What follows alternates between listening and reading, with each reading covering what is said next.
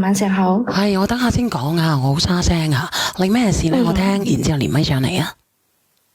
好好好。係咩事啊？即係咁嘅。我而家同你講下我呢個情況啦。即係我家婆係二婚噶，帶到我老公嫁俾我依家個家公，亦即係我老公個繼父咯，依家咯係咯。後尾就生到我隻，後尾我就生到我隻細姑，然之後我老公就一直把個繼父當就係親生爸爸咁樣噶。但係呢，佢依家就誤會我。唉，我又唔係識得點知講，我又唔係點知表達。誤會乜嘢啊？我入到佢聯想來，我就想把嗰隻誤會解開。咩誤會呢？嗰隻誤會係咩誤會來嘅呢？佢就覺得我同我家公有路，就咁嘅人。佢依家對我啲誤會太深啦。佢依家同我講，即係佢覺得你同你嘅家公有路。對，佢依家就講要同我離婚。咁點解佢會懷疑你同你隻家公有路嘅咧？其實你係咪真係有路咧？冇啊，因為我依家有咗，但係呢，我又暫時馬上要嗰隻 BB，因為我隻身體一直都買好好，仲食嚟中藥食嘢啊。哦，即係你食個中藥，你就唔想要隻 BB 有咗嘅？對。咁懷疑啲乜嘢啫？有咩好懷疑啫？其實我又唔係啲點知講得上來，即係咩鬼啫？件事係咁個。咩個？你聽我繼續講咯，即係咁，我就想把嗰隻 BB 打咧，因為點解打咗佢咧？因為我食到中藥，食到嗰啲嘢，我身體又唔係好好，我暫時就唔想要。哦，咁關個家公咩事咧？但係佢就懷疑我同佢繼父有啲冇清冇楚嘅關係，所以我就好冇嘅啫。其實你同佢有冇關係嘅啫？冇有啊，冇有邊度有啫？咁冇關係嘅，佢咁衰格懷疑你嘅？就係冇有咯，肯定冇有。所以小妍姐姐，我就麻煩你快啲幫我連佢上來。哦，你約咗佢定係叫我打電話定係佢自己約上嚟連上嚟啊？我想同你講下嗰件事。咁佢有冇連上嚟啊？係你講完先啦，你講。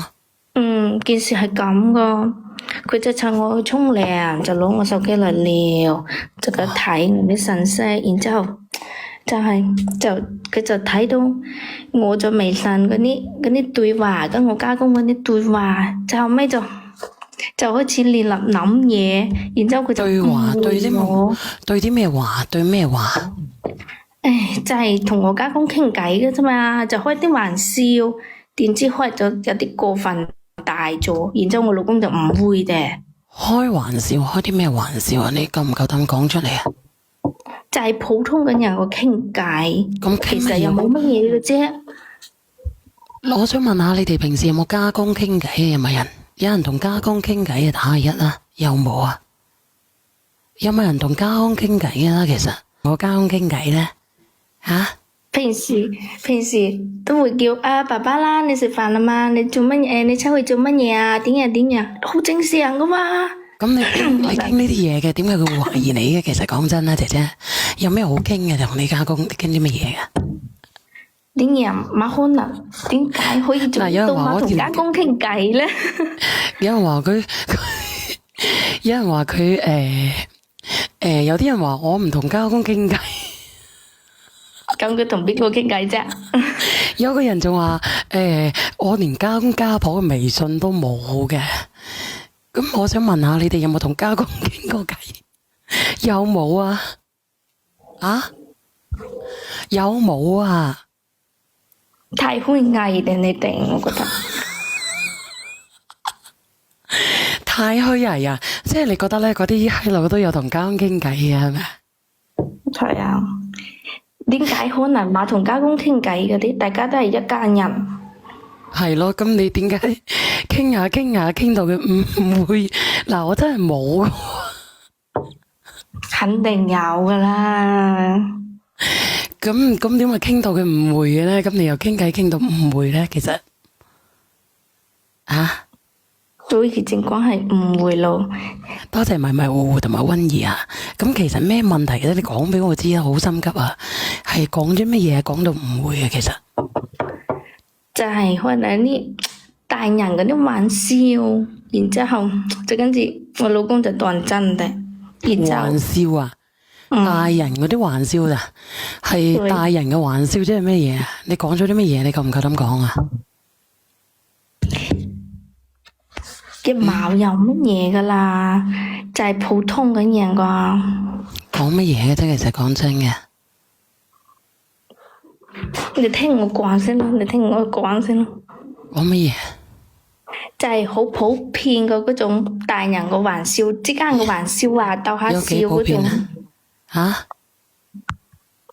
好普遍嘅，真係咪有乜嘢個？幾普遍化啫？其實你講啊㗎。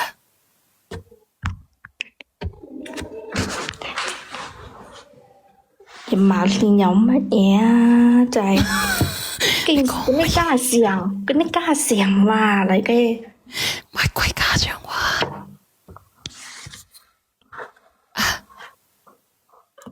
就係普通嗰啲家常話。